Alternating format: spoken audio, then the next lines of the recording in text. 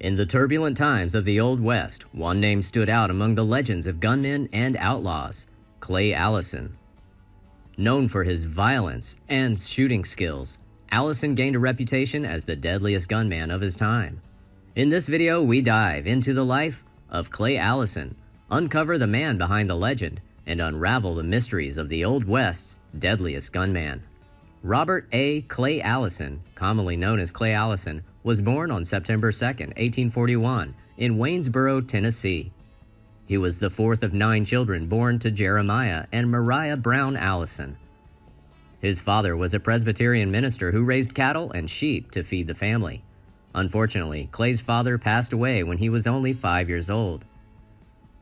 Known for his temper from an early age, Clay Allison became increasingly prone to anger as an adult. As a young man, Clay worked hard on the family farm. However, when Clay was 21 years old, the outbreak of the Civil War prompted him to quickly enlist in Confederate forces. Thus, he joined the Tennessee Light Artillery Division on October 15, 1861. However, after a 3-month period, he was discharged from the hospital due to a previous head injury that interfered with his ability to continue serving.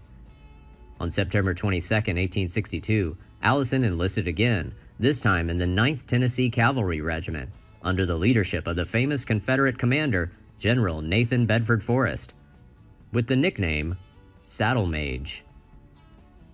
Along with his men, Allison surrendered in Gainesville, Alabama on May 4, 1865, marking the climax of the war.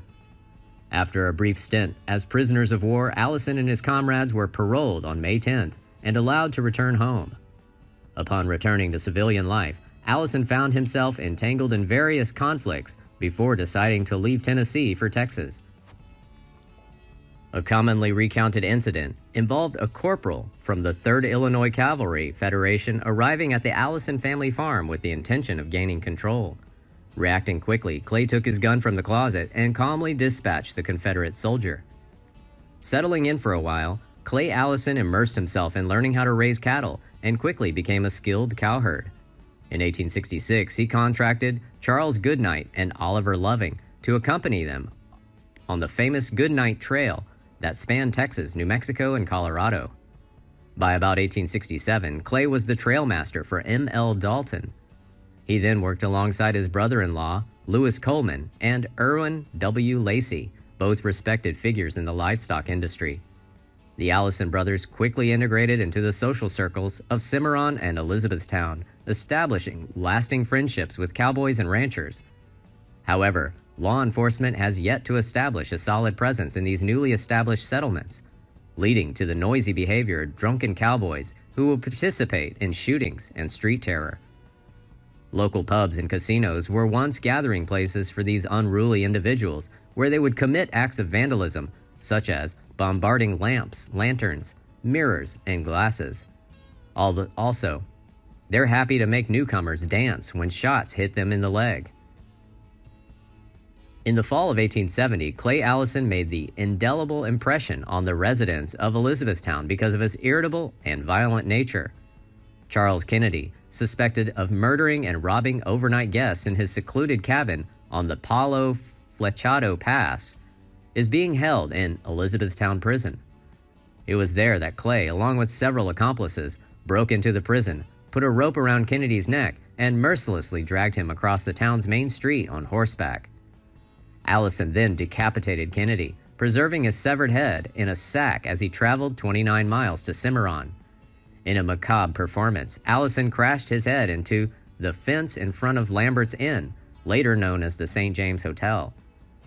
On April 30th, 1871, Allison, along with 2 other individuals, allegedly stole more than 10 government mules belonging to the Confederate fort commander, General Gordon Granger.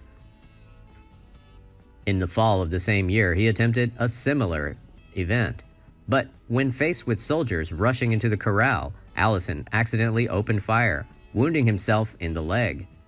Seeking refuge along the Red River, the group of thieves hid. It was there that Allison sent his friend, Davy Crockett, a descendant of the famous American border guard, to find Dr. Longwell from Cimarron. Although Clay received medical attention, the injury left him limping for the rest of his life. After some time, Clay met and married Dora McCullough, a woman much younger than him.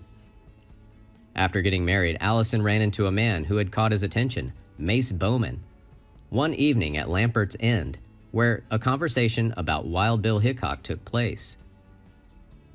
Allison expressed his belief that although Hickok was very fast, he thought that he was even faster. However, Bowman, who made an exception to this statement, suggested betting a gallon of whiskey. In the middle of the room, they paced back and forth, away from the wall, and then back again. Before Allison could pull the gun out of his holster, Mace quickly aimed his pistol at Clay's chest, taking him by surprise and forcing him to pay Bowman's bet. Later, the two drank together, with Bowman sharing his gun trick with Allison. On January 7, 1874, Allison killed a notorious gunman, Chunk Colbert, who had come to the area to seek to confront him. Some speculate that Colbert harbors the illusion of being invincible, willing to engage in a gunfight with anyone, including Clay. Others believe his motive stemmed from a desire for revenge, as his uncle, Zachary Colbert, was killed in a river collision caused by Allison 9 years ago. It was rumored that Colbert had killed 6 men in Texas and boasted that Clay would be his 7th victim.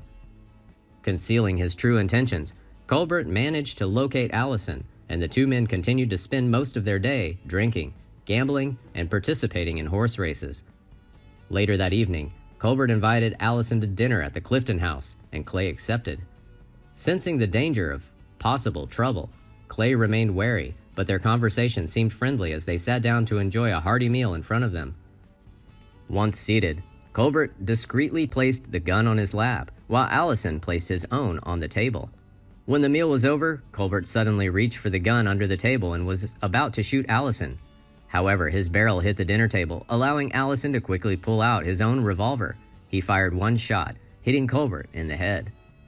When asked about his decision to dine with his enemies, Clay replied with a witty comment, "Because I didn't want to send a man to hell on an empty stomach." Colbert was later buried in an unmarked grave behind the Clifton House. Allison's reputation as a gunman grew, as did his notoriety. In March 1877, Clay Allison decided to sell his farm to his brother John. He moved to Sedalia, Missouri, and eventually settled in Hays City, Kansas, as a cattle broker. When he first came to Dodge City, Kansas for business, his reputation preceded him. Dodge City is known as a bustling cattle town, and it just so happens to be where Wyatt Earp is serving as deputy sheriff. There are several versions of the story of the showdown. Some claim that Allison and his men ravaged Dodge City, causing Wyatt Earp and Bat Masterson to flee in fear. Others, including Wyatt Earp himself, suggested that Earp, along with Masterson, put pressure on Allison, forcing him to leave.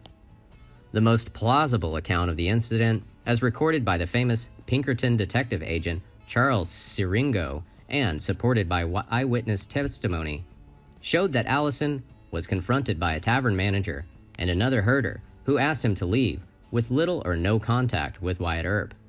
Allison maintained his farm from 1880 to 1883, along with his brothers John and Jeremiah. Their ranch was 12 miles northeast of Mobeetie, Texas, at the confluence of the Washita River and Gageby Creek, in what was then Wheeler County, Texas. One story from the time told of Allison drunkenly riding through Mobeetie naked, screaming loudly, wearing only a holster and revolver. Unlike most gunmen of the time, Allison, 45 years old, did not die in a single shot or at the end of a hanging noose. He was carrying a supply wagon when the wagon changed course and a sack of grain fell from it. Allison fell off the wagon trying to catch it, and a wheel ran him over and broke his neck. Clay Allison was buried at Pecos Cemetery the day after his death, a large crowd attending his funeral. In a special ceremony held on August 28, 1975, Clay Allison's remains were reburied in Pecos Park, just west of the Pecos Museum.